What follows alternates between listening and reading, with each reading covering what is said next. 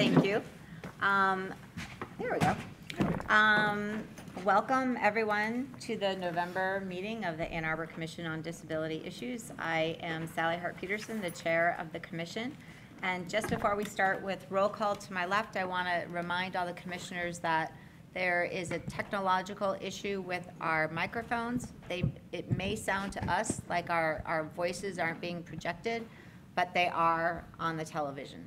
So people who are watching live can actually hear us better than we can hear ourselves. So that with roll call. So don't be concerned if you don't feel like you're projecting. So Larry, would you like to start with introductions? Larry Keeler, Commissioner. Kathleen Mozak-Batts, Commissioner. Kirk Westphal, Commissioner and City Council Liaison. Tim Hall, Commissioner. Rebecca Benedict, Commissioner. Hi, good afternoon. Zach Damon, Commissioner and Vice Chairman. Thank you. First on the agenda is approval of the agenda.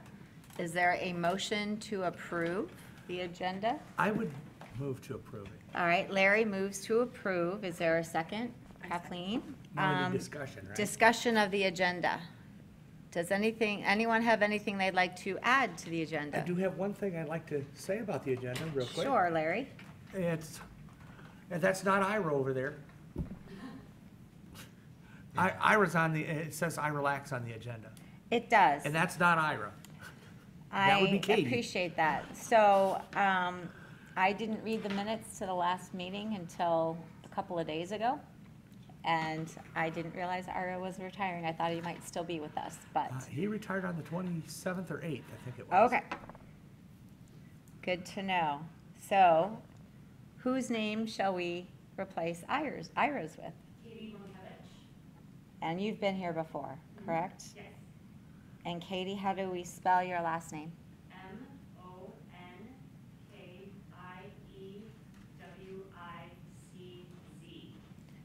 Monkevicz. Monkevich? Yeah, no, don't apologize. Will you be the person going forward in perpetuity? I will. Thank you. Okay. Any other, yes, Zach? Yeah, I just have one question, if I may. Yes. There was a letter of opposition that was drafted, but I don't see that as an agenda item. So we need to add it. Heather's advice would be to amend the agenda at this point and add it as an item. And you might have missed that, Zach, because I think that was sent this afternoon. Would you like to add an item to the agenda? I would like to add an item to the agenda. Okay. That would be great. And where would you like to add the item? Well, I would say wherever the commission feels comfortable. Old business, maybe? How about new business? Okay, new business. Huh? That'll work. And we too. will write under new business, letter of opposition to for HR 620. HUD? Yeah. HUD HR Yep. 620. So we have two edits to the agenda, one under presentations. The first person speaking will be Katie Monkevich from the Washtenaw Library for the Blind and Physically Disabled. And the second edition is under new business. Zach is going to present a letter of opposition to HUD HR 620 for us to review. With those changes, is there any other discussion on the agenda? All those in favor to approve? Aye. All those opposed? None. Okay, so we've amended the agenda. Next, we have approval of the October 18th meeting minutes. Is there a motion to approve? I guess I'll move to approve again. I think Rebecca beat you to it. Oh, good. And Kirk, did you just second that? Yes. Kirk seconded. I just Any didn't hear questions with the agenda, the meeting minutes, sorry? I would like to add, and I know Heather will be watching this on TV, that we'd like to thank Ira for his longevity of service to the Commission on Disability Issues upon his retirement. So thank you, Ira. Any other? Okay, all those in favor of approving the agenda? Sorry, the minutes, raise your hands and say aye. Sorry. Aye. All those opposed? None? Okay, it's approved. Now we have Katie Monkevich. on behalf of the Washtenaw Library for the Blind and Physically Disabled. Thank you. Hello, everybody. Hi. I do want to mention that I spoke to Ira today, and he's enjoying his retirement. And if you're interested, on the Ann Arbor District Library Facebook page, there was a very nice tribute to him with a lot of really excellent comments about his service over the years. So I know that you all appreciated him as well. So I've got a couple of new titles and upcoming events to talk about. I'm not sure if Ira had brought this book, Homegoing by Ya Gassi, to the commission before, but this is our Washtenaw Reads book for this year. I've been working at the library for 9 years, and this so far is my favorite Washtenaw Reads book. I really, really liked it. It's about two half-sisters who aren't aware of each other's existence growing up far from each other, and it follows their family through generations. And each chapter is written by a different person from a different generation's perspective. So it's just really interesting how it's written, and I thought it was really excellent, so check that one out. This other one that I just came across the other day, so I haven't actually read it yet, but it sounded very appropriate to bring here, is called New Jean, One Girl's Incredible Journey from War-Torn Syria in a Wheelchair. This book is co-written by the same person who co-wrote I Am Malala, which was a very popular title, so expect that this will be as well. So keep your eye out for these. These are Ann Arbor District Library books, but these are also available through the Washtenaw Library for the Blind and Physically Disabled. All right, a couple of events that we've got coming up at the library. We have our mini Moog Fest on Saturday, November 18th from 12 to 4 p.m. at the downtown library. The Moog is the guy who basically streamlined synthesizers. And so it's basically like a synthesizer fest that we're gonna have. There's gonna be performances from artists. There'll also be opportunities to do some hands-on synthesizer activities. And then there's gonna be some giveaways too. So that should be a pretty happening event. On Monday, November 27th at 7 p.m. downtown, we have Resilience to Alzheimer's Disease, which is a popular topic these days. We've got Dr. Laura Zahodny coming in, and she's gonna discuss multiple pathways to building resilience to Alzheimer's through individual and social changes. And this one sounds really fun. Laughing Matters with Dr. Mary Bigler, and that's going to be Tuesday, November 28th at 7 p.m. to 8:30 p.m. downtown. And she's going to discuss dealing with the challenges of life through laughter and a sense of humor, and how you can apply that to situations that you may be going through. And I think that's going to be a really worthwhile event for anybody who needs to remember to laugh. And finally, I just wanted to remind everybody that if you or anybody that you know is unable to read standard size print or unable to physically hold a book, that you should contact us at the Washtenaw Library for the Blind and Physically Disabled through email at wlbpd@aadl.org or by phone at 734-327-4224. Does anybody have any questions? Yes. Ira kind of spoiled us and bring us the little pamphlets for the month. I did. Oh, wonderful. I brought them. Thank you. We continue to be spoiled. Yay. That's right. I didn't know if he actually handed them out to y'all. Let's see, we got 7. Thank you. Larry, you probably don't want one, huh? No. Thank you. I can find it on the computer. I know where you live. Thank you very much, Katie. You're welcome. All Nice right. to have you with us. Oh, thank you. Is this what you were looking for? It's Jen? perfect, Okay. yes. Great. Yeah, these are Yeah, very me too. handy. Anything else? All right. Any other questions? Thank you. Thank you for having me. Next, we have Carolyn Growie, who's the Executive Director and CEO of the Ann Arbor Center for Independent Living. Welcome, Carolyn. Hi, everybody. Thank you for having myself and the center present to you again this month. We greatly appreciate the opportunity to reach the community and to interact with you as commissioners. As always, we are open to partnering with the commission as well as with the community on creating those opportunities for individuals who have potential access in our communities. Just so that everybody knows, throughout our community, of course, this is November, and so we, like many of our counterparts, if there are people that you feel that you can support, Tuesday Giving is coming. So Tuesday Giving is the Tuesday after Thanksgiving, and so while we are not directly asking you for funds, if you know folks who can support the center or can support others that do work in the field, we would greatly appreciate all of the organizations that do this kind of work being able to be supported.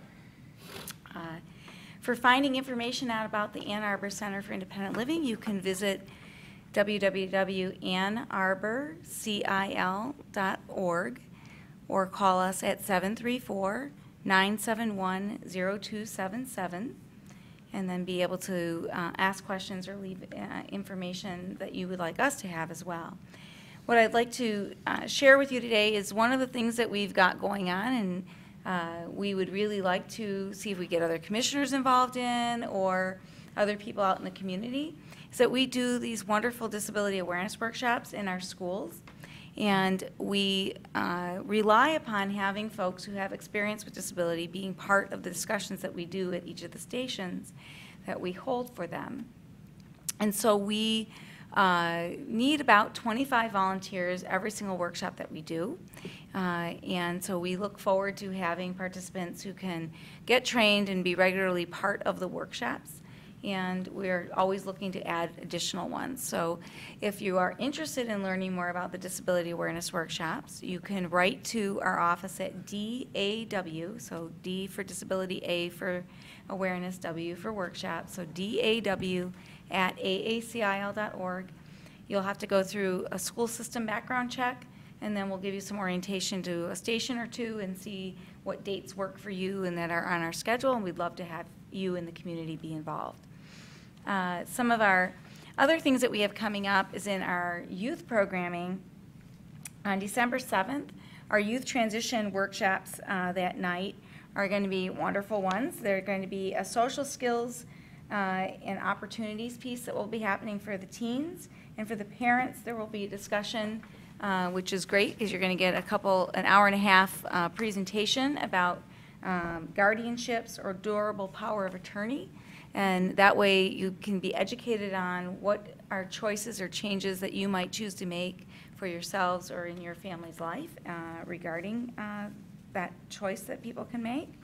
And then in January from the Youth Transition Group 2, they'll be again discussing voting with the youth, and they're going to be looking at SSI and SSDI application processes for youth with the parents so that people can learn those pieces. And then the other couple exciting things that are coming up is that we talked to you about having cooking classes regularly. We do have 2 cooking classes coming up. One is on November 27th, and that will be our standard 10 to 11:30 time frame. But then on December 11th, we'll be doing our community potluck, community festivities of food. Of course, the cooking class will still happen from 10 to 11:30, but then at 11:30, we'll have a community gathering, and everybody in the community is welcome to be part of that. It certainly helps us if people RSVP, because then we know how many people to expect at a community gathering. It's a lot easier to have the right amount of food for that. But for the cooking classes, there is a requirement to RSVP.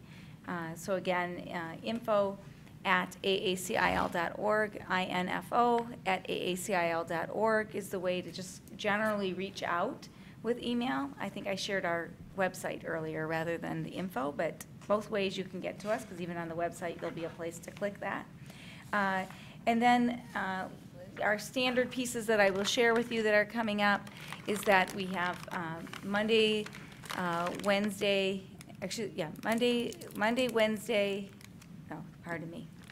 Thursday, Friday, we have art classes from 1 to 3. And on Wednesdays and Saturdays, we have Diversability Theater that happens in the early evening. and then it's followed up with usually a meal together. So that usually starts at 5 o'clock. If you have information that you want to know about that, you can look on our website. You can also write to info@aacil.org, and we'll be happy to connect you. And then the other piece I would just like to share with everybody is that one of the ways of being connected as a community is that anytime something is going on, to be able to post events.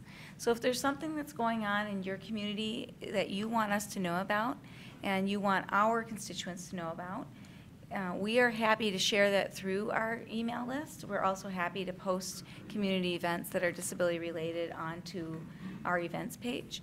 And so one particular piece that I know that's currently happening that's going to be posted onto our website very soon is there's a national research study that's going on. And in that national research study, they're looking to see what are individuals' social experiences like who have disabilities.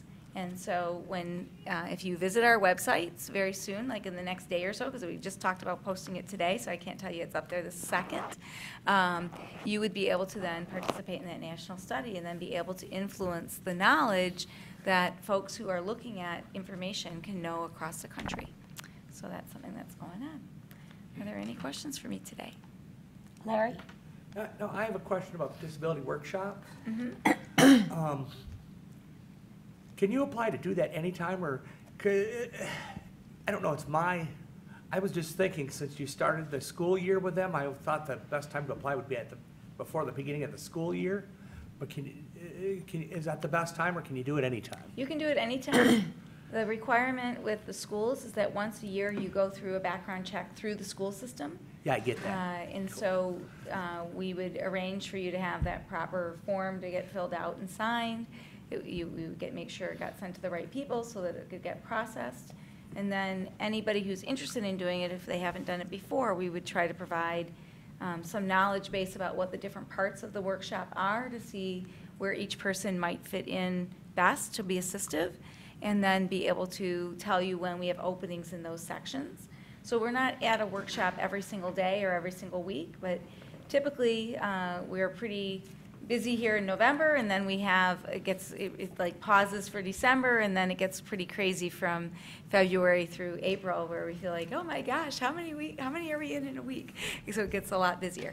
But with those, what we're doing is we're giving all school children who are in 4th grade that opportunity to engage with people with disabilities in the community, so they know who some of us are then. They have the opportunity to learn about what it might be like to use some of the different types of devices that we have or that we use, our equipment. And they have an opportunity to do an assessment of their school to see how accessible it is or isn't. And then they become detectives who report back to their principals to give them information about how they can change accessibility to make it better in their school. And so it's a really wonderful workshop. We provide training to about 1,200 people per year in doing it, and so we're really proud of that work that we've been doing with joint partnership with Ann Arbor Public Schools. I'll write you for more information on it later on, because I really do want to think about getting into some of those. Yeah, so daw@aacil.org, and that way it goes to all 3 people who help to manage the disability awareness workshops. That would be great. Thank you. daw@aacil.org for that one. Yes. Yes, Carolyn, thank you for presenting with us again today. My question is about the art classes. What days and times are those again? And is that a drop-in basis, or do you need to register beforehand? Is there a cost? So drop-in art is Mondays, Thursdays, Fridays. It's from 1 o'clock till 3 o'clock. And if you're using, like, a lot of people will sometimes want to work on their own project, but be able to be around peers. So if you bring your own supplies and equipment or whatever you're doing, let's just say that you were a weaver and you brought your weaving item with you, and then you were working on that, you wouldn't need to pay a fee to use that. For the folks who are doing the clay class, that costs us money to run, and so we typically charge $5 per session for that, and that's really not covering the cost, but it's helping to make a dent in it. And then Of course, if somebody is unable to pay for some reason, which there are folks who cannot, we look to have scholarships available to assist with that. So it's a drop-in class. We, at one point in time, had a formalized clay class, and right now we don't have that formal schedule for the clay class. Again, that's something that may resume at some point, but we do have some clay that's worked on.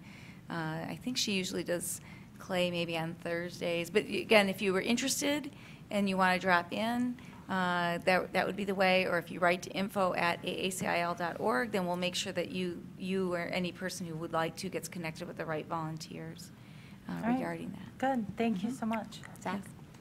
Yeah, briefly, Carolyn, I just want to thank you again for all your work and your continued effort at the Ann Arbor Center for Independent Living and within the disability community in Ann Arbor. And of course, really excited to hear about the expanded days and times of diversability theater. And hopefully people that have an interest in performing or just working with a great group can again participate in diversability theater with the Ann Arbor Center for Independent Living. So thank you very much. Yeah, we're looking for Zach to come back. I'm working on it. I know. Zach, just for everybody in the community, Zach used to be a very regular, and now he's an occasional regular. Always a welcomed back regular. And of course, we know that Zach is doing other things in television and broadcasting, and so he's not always available to be with us. So, yeah. Okay. Thank you. Any other questions for Carolyn? Thanks very much. Okay, thank you, everybody. I just wish everybody a happy, healthy, safe Thanksgiving as well. Thank you. You too. Next, we have public comments. I see a couple of members of the community in our audience. Does anyone wish to approach the podium and have any topic to discuss with the commission? You are not obligated to. Okay. We will move on then. Old business. City personnel report, Heather Cook. She's actually not here, so we don't have a report. Chair report, that would be me. First, I want to thank Zach for chairing the meeting for me in October. Looks like it went very well. And anything you want to comment? I just want to say thank you. No problem. Yeah, I think it went very well, and the building's still standing. So The I'm building's grateful. still standing, that's right. always good. Yeah. The other item I have is I want to look out to our December meeting. Right now, it's scheduled as the third Wednesday for December 20th. And I'd like to propose that we actually do that on December 13th, which is a week earlier. I don't know, it's December 20, I don't know if school's out the week of the 18th. I don't know which are the school vacation weeks, but I just think getting a little bit too close to Christmas, this might free up some time that people might want the week of the 18th. Yes. Well, I know particularly the 13th, I'm unavailable that day, but Okay. of course, that doesn't mean the meeting still can't happen. I Okay. may be unavailable. You may be unavailable. And the 13th is the PIA meeting at 5:15. Okay. We could do something with that. But we can move That that actually around. might be more efficient for Right. some people. Okay, thank you for reminding me of that. I will actually send out an email to the commission and have you guys tell me who can make it and who cannot, and we can make a decision from there. And if we decide to move forward with December 13th, I'll make I sure think that we Heather could if you- updates. if you- And she also wants us to focus on, maybe when I do this, I'll also send you a calendar, draft calendar for next year. So we can make sure we have those dates on our collective agenda. So that's all I have. Any questions? Oh, sorry, I have one more thing, but no, go ahead, ask your question first. This is just timely, perhaps, to your question about dates and times. Do we ever revisit the best time for this commission to meet generally? I know we have some transition going on, and I'm just curious Yeah. if that's ever examined. It's always been 3:15 since I've been a commissioner, but that said, I mean, I would look to Larry and people who have been on longer, who might have, was it tied to the AATA schedule, or do you know how 3:15 on Wednesdays was chosen? I think 3:15 it used to be 3 o'clock. Okay. And I think 3:15 was chosen just so people can straggle in, I guess. Okay. And it has come up to change the day and time of this commission. And I think I know we have some commissioners that may want to press to change the time eventually, but I think that 3:30 would be the latest I'd go for. And is that based on, Well, I know in particular, one of our commissioners has to come from here to there to get there and Okay. well, very often be late, so sometimes that's where I'd go, but I would still stay with Wednesday. okay. You wouldn't want to move it to 4, though? 4 would be kind of late, I would think, but you could do it, but Okay, well, we can take this offline, and, Yeah. and I know that Patty Smith is also a commissioner, and that's the one I was thinking of. Right, so she told me she's coming today, but it takes her at least a half an hour, and probably with rain, more than that, so that would be one reason to make it a little bit later to I don't think accommodate I'd go her much as well. later. I think that's about the latest I'd want to go, though. Okay, yeah, so I Do a would, doodle poll or something? yeah, if you could, yes, Rebecca? Just out of curiosity, what would be a suggestion that you would have, Kirk? Oh, I'm fine with this time since I work downtown. I think what prompted my question is a new commissioner seems to need to come late. So I just wondered if, since there's probably been a lot of turnover since this time was set, if we wanted to reevaluate and maybe just tweak it a little bit or tweak it a lot. I'm Smart. open. Yeah, I mean, I'd be for a lot later meeting. I feel like I'm constantly frustrated with these meetings that are during the day because I work. I know there's a lot of people who don't work who might prefer middle of the day, but I definitely would not want any earlier than this under any circumstance and would definitely prefer later. And for me, it's kind of the later the better as long as you don't run like past the start of the Transportation Commission meeting at Yeah, 7, right. like, just. That won't happen. Yeah, I mean, if you made it 6 o'clock, it would probably be too late, but yeah, I mean, 5 o'clock, 4 o'clock, yeah. Okay. That would be like, probably better for sure for me. So Kirk, yes, Larry? I move that we put this on the December agenda, Okay, and we discuss it in December and make something out of it then. it would be great if someone came up with a proposal that we could discuss and then amend as necessary. Okay, I'll further the proposal then. Okay, I will propose that we start our meetings next year, and it would start next year at 4 o'clock. And, yeah, at 4 o'clock with the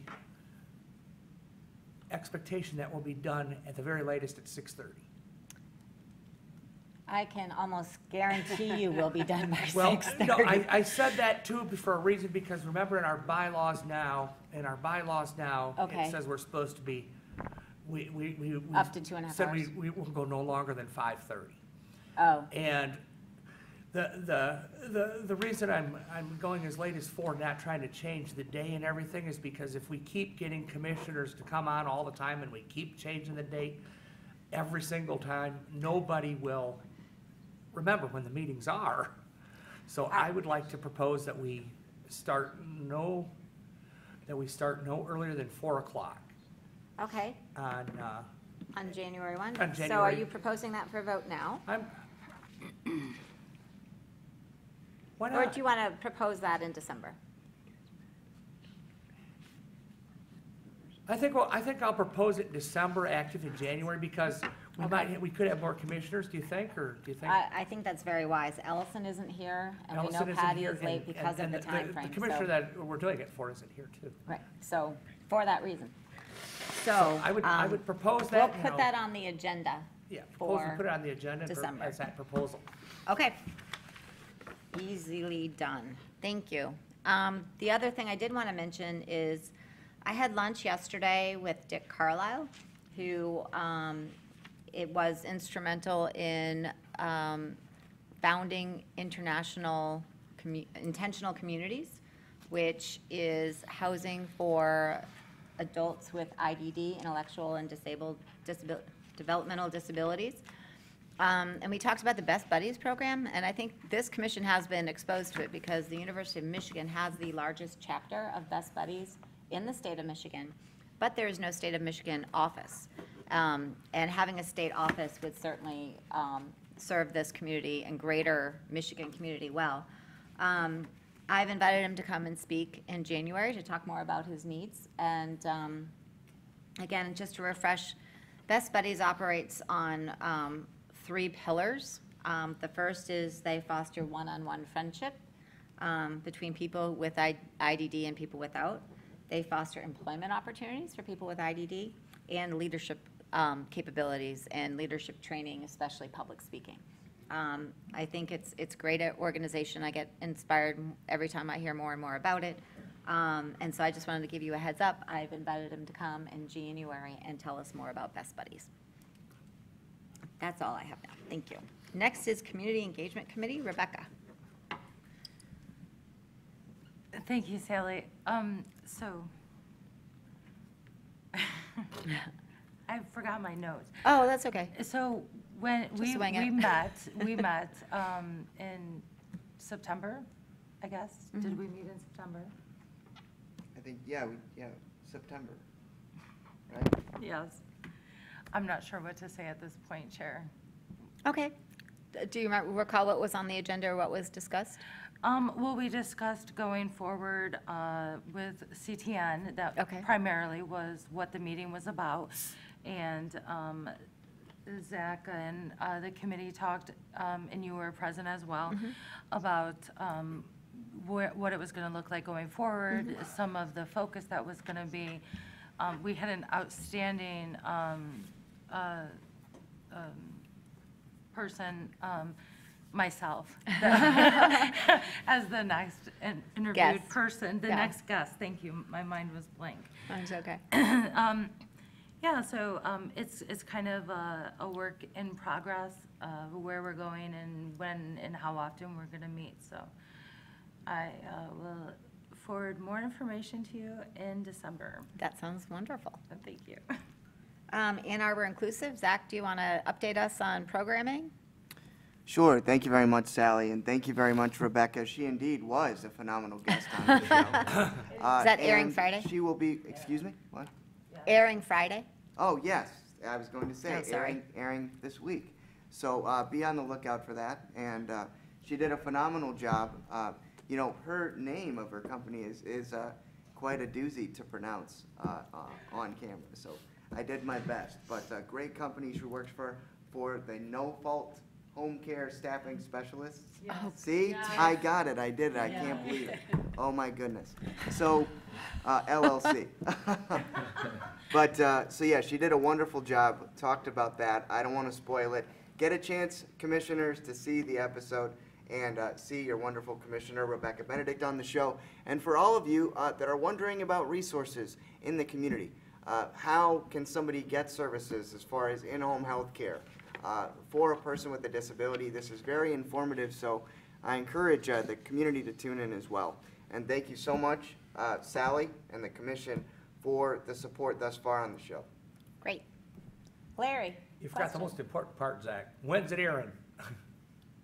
Yeah, When does it Friday air? it should be, this episode should be premiering on Friday. There are 24 hours to Friday. 4:30, I believe, on Channel 19. Yes, the time will be, I believe, 4:30, Larry. Thank you. All right. That's what I needed to know. Thank you. And Zach was such a wonderful host. I mean, he's really doing a lot for our commission by taking the time and working with people on the show. Good. It was a really great experience. Wonderful. Okay, any other questions for Zach or for Rebecca? Okay, next we have Partners in Access. Allison is not with us today, but she sent me an update. So I'm going to read and then I'll do play-by-play and color commentary as we go on because I've gotten some additional information. So for the Partners in Access report, Snowbuddy is sending a revised version of the microgrant application back to Howard Lazarus, our city administrator, later today. And I believe that has been done. In a follow-up email from Lisa Brush, she tells us that she would like in order to do the due diligence necessary and understanding the target population and the neighborhood groups better, they would like to actually implement next year. But do the due diligence this year, so it's set up and ready to go at first snowfall this year. Because we're already well into November, they want the time to do it correctly. And so this is something that I certainly support. That is what is in her proposal to Howard. For the viewing audience, the microgrant is to expand the Snow Buddy service, which is typically now in Water Hill exclusively, to other wards of the city, where there are known people who have disabilities, who are seniors, or anyone else who has any kind of physical capabilities, or physical challenges that prevent them from abiding by the sidewalk ordinance, specifically the snow removal policy. This came out of the fact that when the Pedestrian Safety Task Force met a couple of years ago and reviewed the ordinance, this piece of how to address people who either have financial issues, physical issues, or are seniors, was not actually addressed. And so Partners in Access picked up the ball. Thank you, Allison. And reached out to Snow Buddies to see how we can expand this throughout the community. So a pilot program will be started next year with this grant money, assuming that Howard approves it. So thanks, Allison, and everyone on PIA who has worked so hard and diligently over the last several months. This is good stuff. I mean, this is what makes our commission relevant in this community. And I thank all of you, and Allison and your leadership if you're listening. This is just the kind of thing this commission should be doing. We do a lot of things similar to this, but I'm very proud of this work and this coming forward. She sure does a lot of it, too. She does. I'm on the PIA, man, she organizes the whole bit. She's out there very doing organized. Okay, so the second thing she has, Jada and another DDA representative are planning to attend the December 13th, I guess, PIA meeting to provide updates from the DDA. They're not sure if they can attend the commission meeting. That's a good question. If we change the commission meeting, maybe they could. We'll keep working on it. Topic, Larry, can you tell us what the topic of the DDA is about? I forgot DDA. I didn't forget what DDA Downtown stands. Development Authority. It must be parking. It's a kiosk. It's the parking kiosk. It's the parking kiosks, yeah. So the objective is to improve the kiosks and parking near kiosks or paying? We want to improve the accessibility of those kiosks. Okay. So that people who are using lift vans or whatnot can approach them. And interestingly enough, I do know that there are some kiosks in the 4th Street parking structure, for example, that are totally pretty much automated. I sat and talked to one when my son, a few months ago, my son was down there, and I sat and talked. I said, I could do that myself. And that was just kind of cool, because now I think, if that one will do it, I imagine you could make all the other parking structures kiosks do that too, so that us blind folks could use them as well. Okay. Yes, Catherine. There's also in that we were looking at identifying where the handicap parking is and having a visual map so that someone coming to the city could say, oh, look, there's a handicap spot on the street. Not that it would physically be available, but that at the time, because somebody might be parking there, but they would have identified where there are spots available for them to park so that they could go directly to those areas and look to see if they're available at that time. So I know there's an ePark app that helps you pay, that allows you to pay online, but I wonder if there's a component of that could identify where handicap parking is available downtown. I think that's what they're from the looking I app. think we were looking at, what was presented at a meeting this summer was a physical map that would be posted on the city website. Okay. And it would just be a standard map that would Okay. be available at all times and And here's show where, where. okay. Great. Her next note is that she says we followed up with Craig, and I assume she means Craig Hupy again about Larry's incident on Liberty back in the spring, and she's not heard back from him. Does he have a phone number? I'm sure he does. I don't know what it is directly. What's his last name? Hupy, Hupy. I'm gonna look him up because I'm gonna Okay. call him. That would be great. might I've set up a also meeting tried to with him. follow up with him, but I may, remember we talked with Howard Lazarus about this, and so I'll follow up with Howard if you want to follow up with Craig. I don't remember, oh, yeah, I guess we did talk about, I forget about Howard. She also goes on to say, we are finding more curb cut issues in Ann Arbor that we'll discuss at the next PIA meeting. Kathleen has been leading the effort in finding them.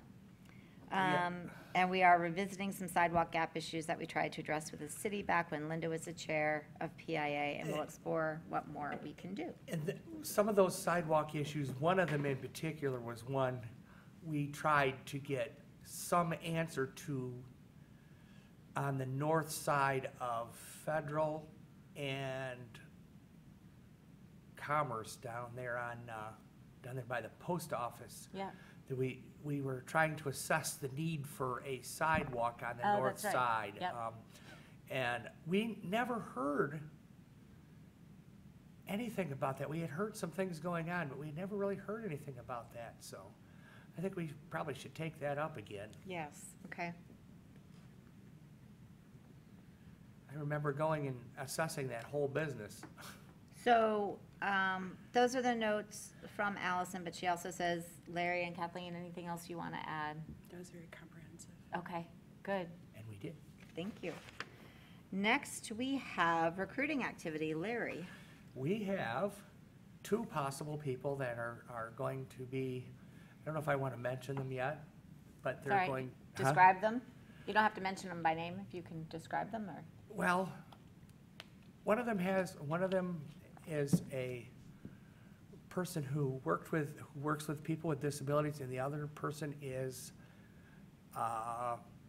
has disclosed a disability, and they're being processed and looked at the 20th.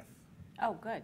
They're gonna be at that next city council meeting. I also have another person that I have to follow up on. Okay, And we also got we had to fix the oh, yeah. disability website from the city so that it went to the new forms, because people have been filling out the old form, and the new form is a little different, and they want us to fill out the new form. Yep. And you can get other information at A2 disability issues at gmail.com, or you can call, and this works the best, you can go to the mayor's office or call them and get an application and talk to them, and they'll help you out too. And the website, A2 Disabilities? I think it's A2 disability issues at gmail.com. That's the email address. Yeah. The The other disability one. resource page. Yeah, the city resource page. What is that? Because I actually just have it in my saved thing, and I forget what that Oh. one is. A2 Disabilities. disabilities. At a2.gov. Yeah, something like that.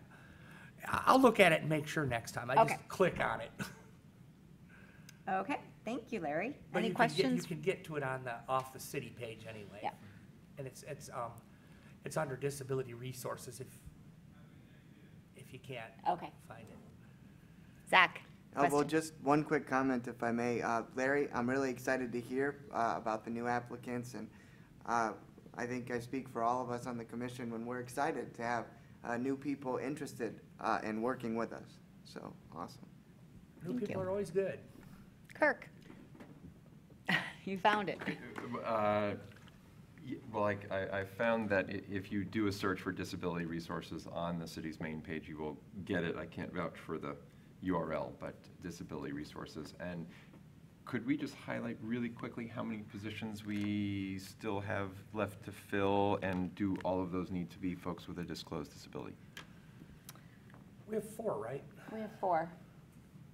And that's what I'm unclear of. How many people do we have that, So, yeah, so 9 out of the 12 that are appointed by city council, which does not include Kirk, must disclose a disability. That is according to the bylaws.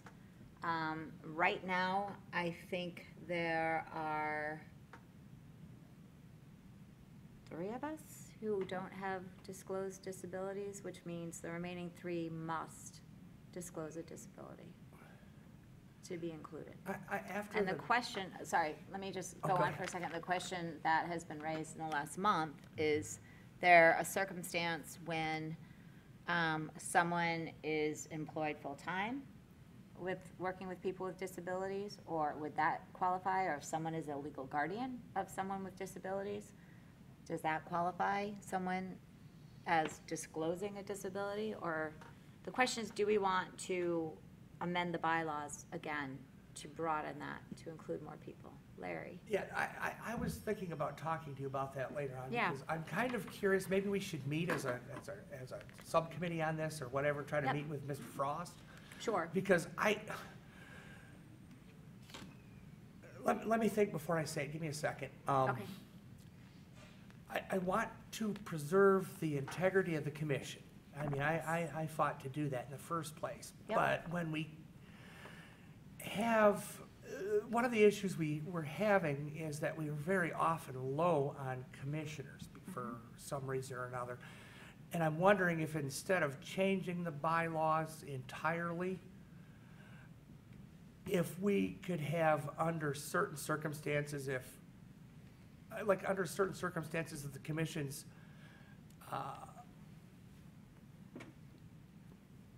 membership falls below a certain level or some such thing, if we can't take some of these exceptions.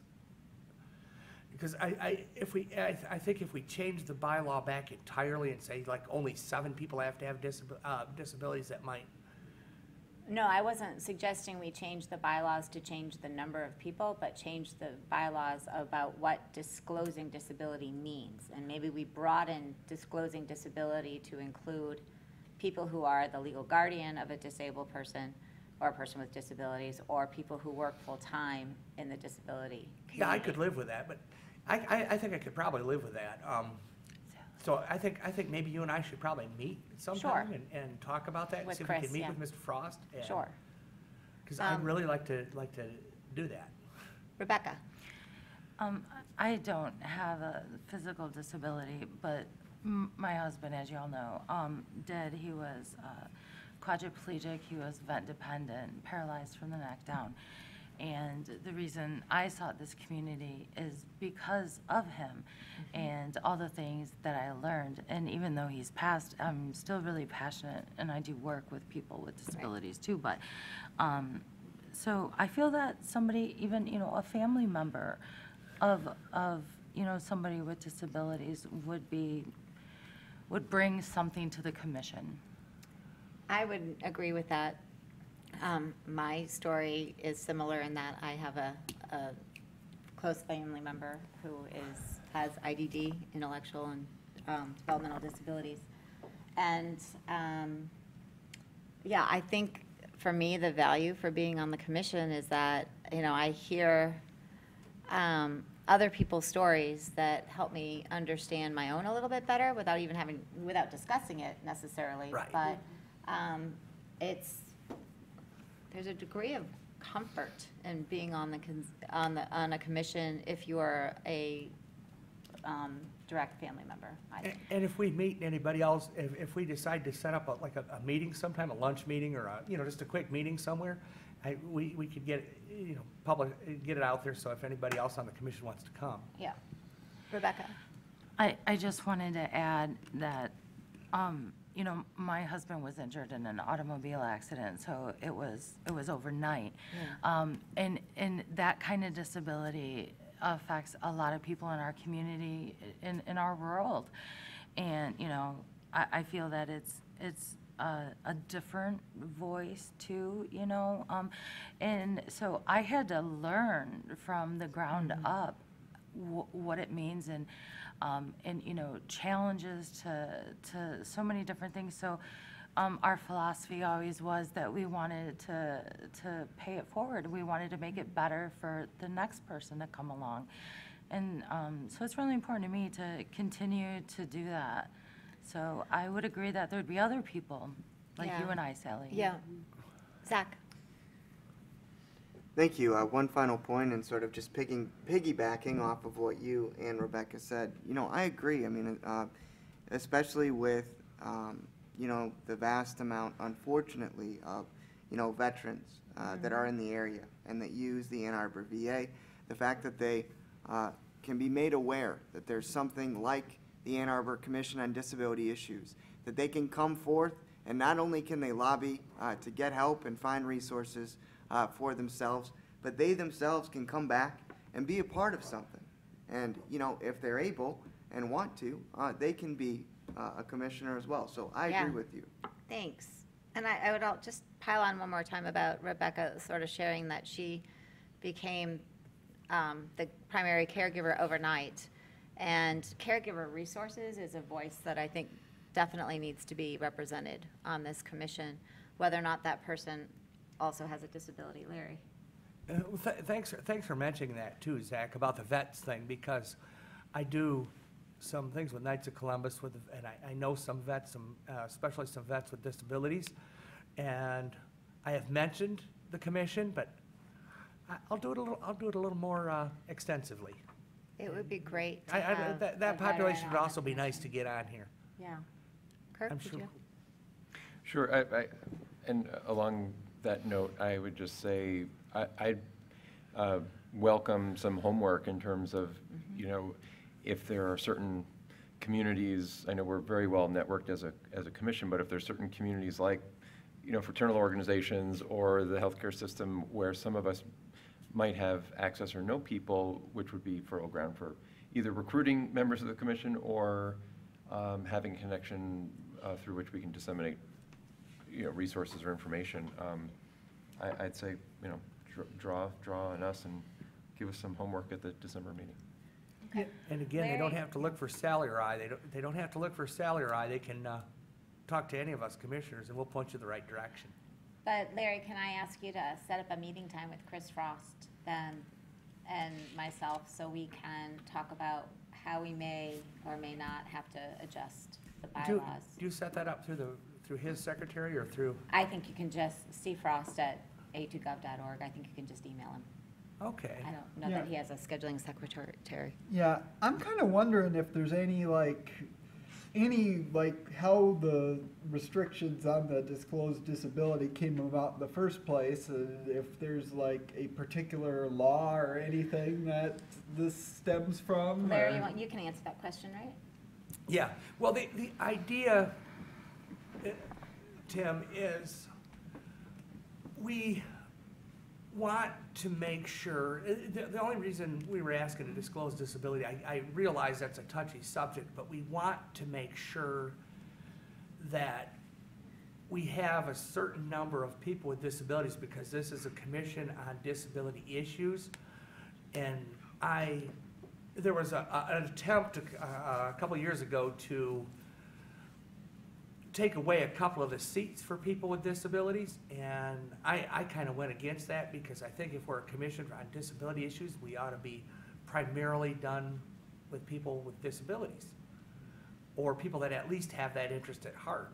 Yeah, I get that. I just wondered if there was history, if there was any ADA requirement that things have a certain number of seats or something like that. I remember when we wrote it into the bylaws, I think we increased the number to 9 Yeah, to it be was at 8. 75. It was 8. We increased it to 9 to achieve 75%, because there is a benchmark out there of other disability commissions and disability groups, and I guess the benchmark is 70%, and 8 wasn't 66 or going to, something like that. 66, but 8 wasn't going to get there, but 9 was. So the benchmark is to have, I guess, at least 70%, and that's why we added a seat. And So the we move would had- be consistent with The move other. had been going to bring it down to something like 51% or something, 50, just 7, so. Okay, so that's why we went from 8 to 9, if that helps. And just because the thing wants you to disclose a disability doesn't mean you have to tell everybody about it. I think just the You just say, "Yes, I have city a attorney or disability." whatever knows about it, and it's just filed away like, yeah, okay, it's there. Yeah, you don't have to disclose what it is. Right. Okay, Sally? yes. I was thinking about what Kirk was saying about a homework assignment, and I guess community engagement could take that on. Okay. If you wish. So tell me again what you kind of are looking for. Oh, I guess I brought this up in the context of the recruiting activities, seeing Oh. we're a few seats short. Oh, okay. If that committee would like the rest of the commissioners, to make a determined effort to reach into their own networks through social media or however, to say, hey, we'd love to gauge, or for you to spread the word at your workplace or in your field that we have these chairs open, these seats open. But by the same token, it could flow both ways. And, oh, by the way, we can also disseminate this information through you if you want to post this in your organization. What I picked up was kind of getting more veterans involved or people from organizations that maybe we're not linked to or connected to. So I can look into that personally, but Larry would be good. probably, yeah. Yes, Larry? You can contact me too, Rebecca. I got a lot of recruiting information on there in case you need, in case you find somebody and Okay. you need some help. I got a lot of that stuff, and you could work with me and be a member of the recruiting activity if you want to. Really? I'm with the PIA, community engagement. But no, we can stay in contact. I've got your email address, I think. Oh, and I think you've absolutely. got Yeah, mine. I would We love can- to talk to you about that, Larry. Thank you. If you have any potentials, I can send them information. And I can even send them a copy of that application. I also have that application we were talking about, the newer model of that application. I also have copies that I can send. I might have a potential. Kirk? Sorry, not to belabor the conversation further. I was also curious if there were any best practices we've seen from other disability commissions about facilitating attendance that might not be in person, if it's difficult for people to make it here. I mean, we've got great technology in City Hall, and I wonder if there's a potential to video conference or help folks who may otherwise not be able to come here to participate. So I'm just throwing it out there. That's a wonderful suggestion. I'm not taking on the work myself, so I'm happy to put it on somebody else's work plan. No, I'm joking. I'd be happy to look into that, but I was just curious if anybody came across other ways of facilitating participation. Well, Kirk, first of all, just one final point. I think that that's a great idea. And, the folks at the Community Television Network whom televise these wonderful meetings do a great job and also are very familiar with technology. Hopefully they would be a resource that we could reach out to in terms of video conferencing or Skyping a commissioner that could not make it in person, if indeed we wanted to move forward with that. Do you see that happening with city council ever? I'd be happy to look into it. He wants to stay home. Larry? Yeah. The only problem I have with that, I can see doing that once in a while, like we've done that in other meetings with other people. But I think that when you have a commission, especially the Commission on Disability Issues, and you show that enough of us commission with disability, enough of us people with disabilities can actually make it, it has a little bit of what to say that, hey, we too with disabilities can get out and do things and be part of the community and actually be present. I think that's a very good point, Larry. Any other comments, questions? Okay, next we have Tim Hull and the Transportation Committee.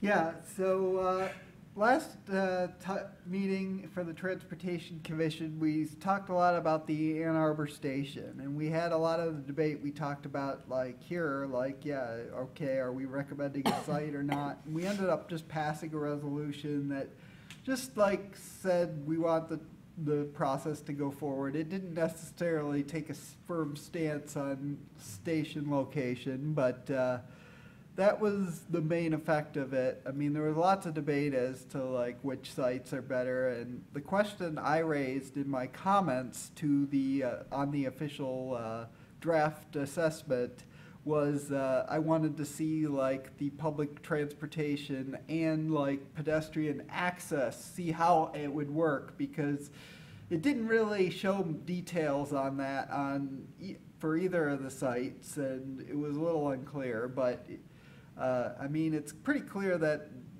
there might be like a lot more transit going by the Fuller site than the depot site, but what's not clear is how like pedestrians in transit would access either site. And yeah, so I sent a comment in. I hope you did if you had comments, concerns, or questions. And yeah, I think this will be coming back at some point And the other thing is they're going to talk about reviewing the crosswalk ordinance and about the enforcement and about other things like the flashing beacons they've put up and about whether the ordinance should change at all, because there's been some confusion and concern in the community that the current ordinance is different from what other cities in Michigan and what state law prescribes. And I know this has been a debate on city council for years, and I know that they voted essentially to have the Transportation Commission look into it, and they're going to be discussing that tonight. And I know there could be lots of concerns, yeah, both ways. Like, yeah, it is hard for someone, particularly someone like in a wheelchair, to just go out into the street and hope they don't get. The same point, there's concern that the current law gives some people a false sense of security, and that people who may be from out of town aren't gonna know our law as pedestrians.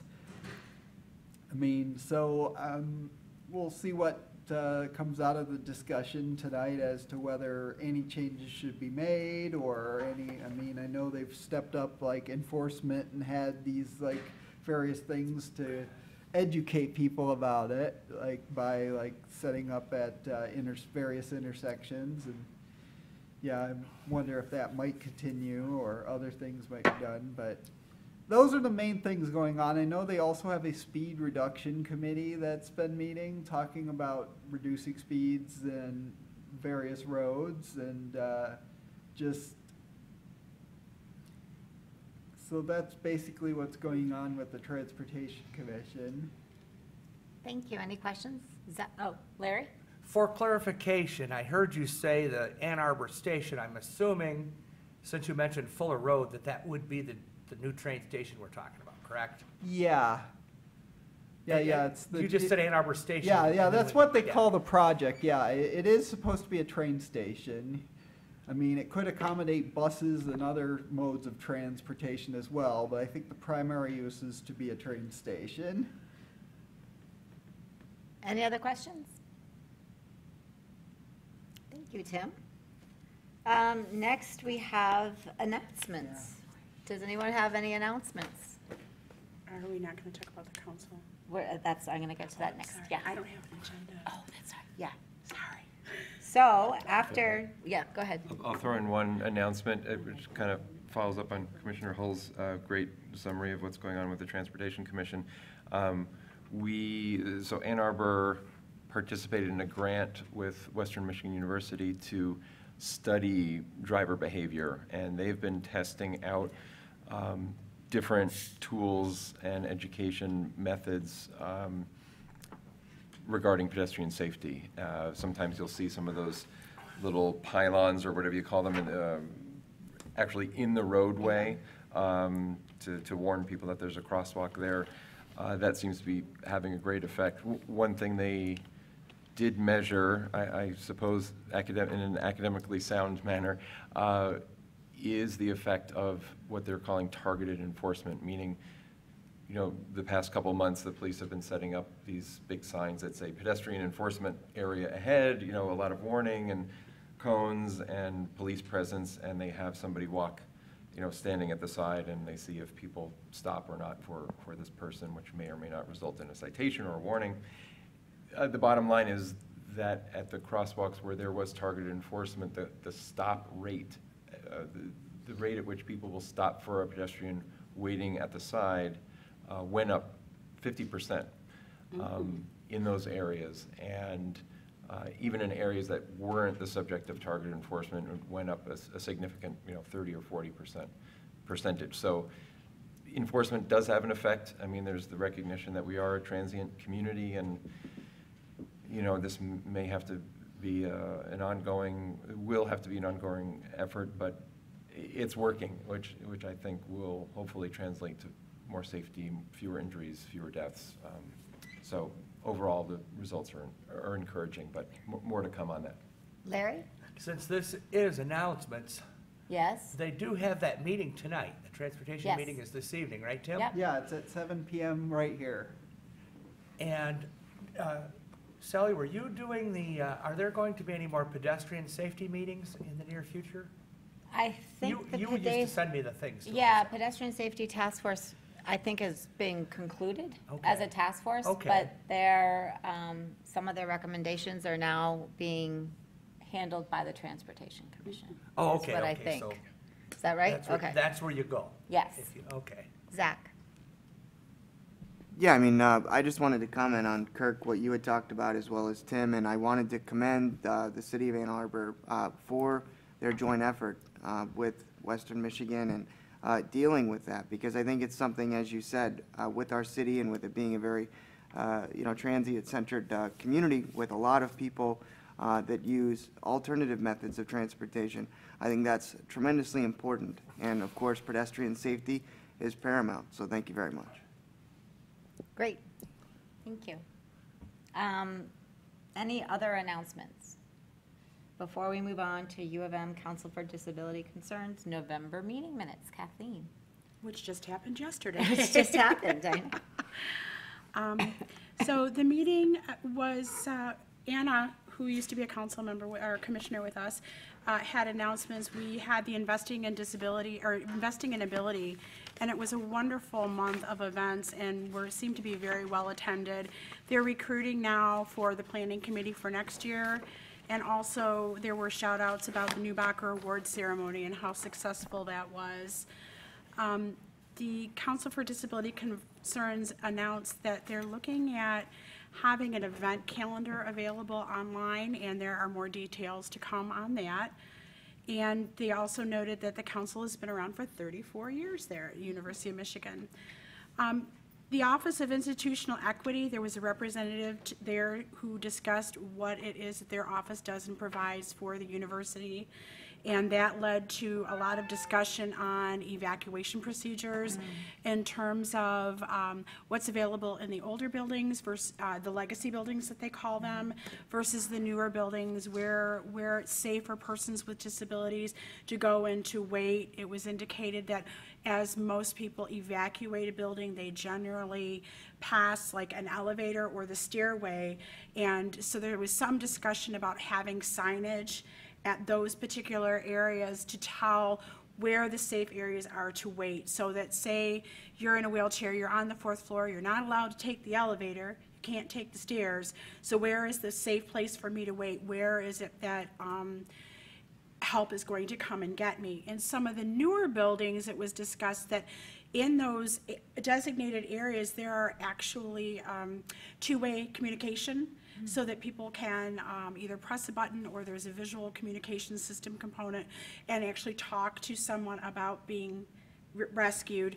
In the legacy buildings, obviously, something like that would be very difficult to install. So there was some discussion on, and I think Jack Bernard brought this up, when you call into 911, there isn't really any way to prioritize the calls. They just all come in. So if you get 99 calls to 911, 79 of them might be, there's smoke in that window, there's smoke in that window, there's smoke in that window, where 10 people might be, I'm in the building and I can't get out, how do I get help? So there was some discussion as to, could there be an alternate number that specifically was used by persons in a building who needed to evacuate, who needed help, that could circumnavigate and get higher in the queue or have a specific number.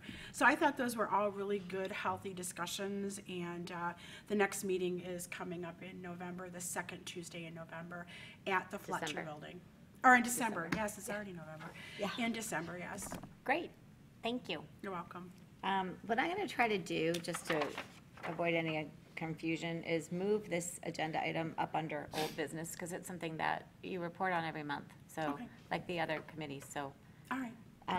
Any other announcements? New business, we have Zach's letter we'd like to discuss.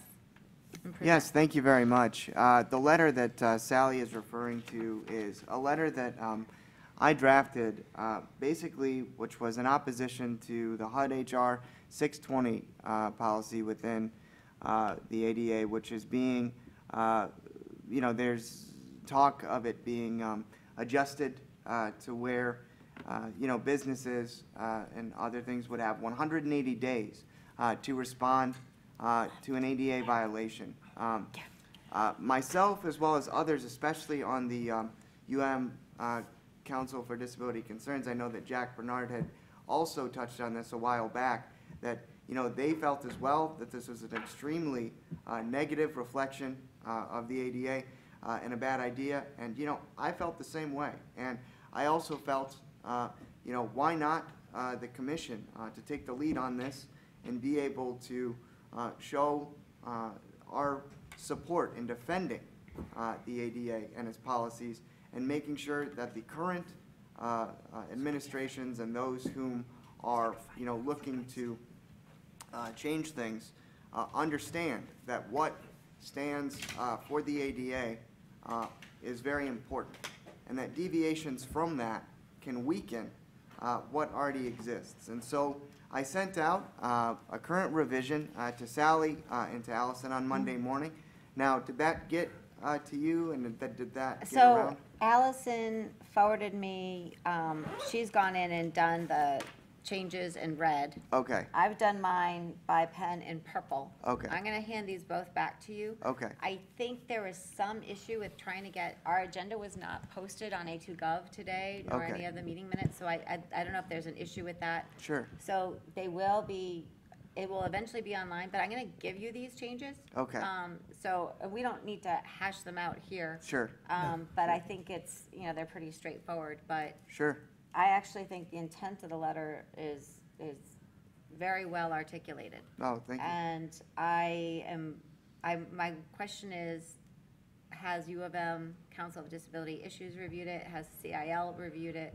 And That's- it might have even more oomph to it, teeth, if we can get it in front of city council and have them add their names to the bottom of it. That's a great question. I can say that for now, I know that Anna herself has requested to put a draft of the letter in front of the UM Council for Okay. Disability Concerns. However, I, had to go back and make those edits and then send them Yeah. to us. And then once we approve them, I was going to forward Okay. them to Anna or to you, Kathleen, and have you guys review that for your support. So remind us of the timing. When, yeah. Well, I mean, for What's me. the level of urgency here? Sure. I mean, for me, personally, the urgency is pretty urgent. I mean, I'd like to get it have a draft at least in front of us at the next meeting in Okay. December, so that all of us could look at the draft, review it, and then vote on it to push it forward to city council, or move it forward rather to city council, and be able to gain their support. As you mentioned, with Allison's work and what she's done thus far, I think this is also the type of work that the commission should be known for. Yes. Because it doesn't just affect, us here in Ann Arbor, it affects everyone. And I think that's important, and I think other commissions around the state should, have similar action, so. I think advocacy, as you're saying, is one of our core responsibilities. So I would agree. Maybe it's not as visible as something like Snow Buddy, but it is just as important. I agree. Kirk? Thanks, and thank you, Zach, for taking the lead on that letter. And I'll just echo what our esteemable chair said. That I guess in order to move it forward more quickly, I wonder if anybody who's interested in the particulars of this act and would want to meet in person with you, from U of M or from CIL. Sure. Just a small subcommittee. It could even be, well, I guess you'd have to, I don't know if it would have to be in the context of a posted meeting or not, but Sure. a small working group that would sit around, draft, mark it up collectively, so Yeah. each, commission can act at their own meetings even next month. Sure. The U of M commission might want to send it up to the regents. Okay. City council would be happy to forward it to our U.S. senators. I mean, Yeah, that would be if great. they want to lobby this in Washington, Yeah. to have everybody signed on to the same letter would be, I agree, would be really powerful. And Yeah. thanks for starting that off. No problem. I'm more than happy to meet with anyone. Larry? Two questions. Of course, I wondered last meeting, can we do this? As a commission, can we do this? Yes, we are advocates. Okay, so we can do This this. is what, we've done Okay. this in the past, actually, That's- with the Michigan Flyer. No, because yeah, that's true too. Because I love this idea. The second thing is, we as a group could send that to City Hall too, or to City Council, correct? Yep, that's what we were just discussing. And so we're gonna, if we send it there, we could get them to endorse it and yeah. Okay, good. Because you did a really good job. I think, Zach, Alice and I had a question about a sentence, but I think she probably got to you, and it wasn't that bad. I mean, you did an excellent job on it, and I fully support it. Yeah, thank you. I mean, it's, I just figured since I kept asking last month and this month if we could do it, I was more concerned about whether we could do it as a commission as opposed to, but I love the idea. I was never picking on you. That's what I wanted to get out. no, and I never perceived any malice of any kind from anyone, so no worries there. Again, I think my intention was just to have this be something that the commission would be able to put forward so that, people were aware and others knew that this was going on and going forward so that those that would be affected by this change or the potential change could know about it. And so really that was my reasoning, was to, bring that to the attention of people that would be affected. It's, and I think to me that's the most important thing, is just keeping people, keeping changes and things that will personally affect us on the forefront of our thought, because the ADA is here for the betterment of society and for the betterment of our country. And, it's important. Yeah, we sure don't want to lose nothing that we Zach, already gained. I'm not sure if you've distributed it to all the commissioners yet or not, but you might do that. I'll give you this set of changes, and then when you reflect these in your next version, send it to the entire commission. Yeah, and I want to see the change copy too, 'cause that was pretty good. I think aside from grammaticals and stuff, I think you had a great, the thing was pretty good to me. Yeah, I do wanna see apologize. I'm not the best speller, so No, I'm- thank you everyone for putting up with that. I want to see the final draft, though. Yeah, we'll get that out. Thank you, Zach. Any other new business? Any other questions for Zach? Or anyone else on the commission? Kirk? He's good. I'm going to put a bookmark in that for next. Put a next bookmark month. in it Yep. for next time. Okay, we are officially adjourned. Thank you very much, everyone. See you in December, possibly December I have a question to 13th. ask you.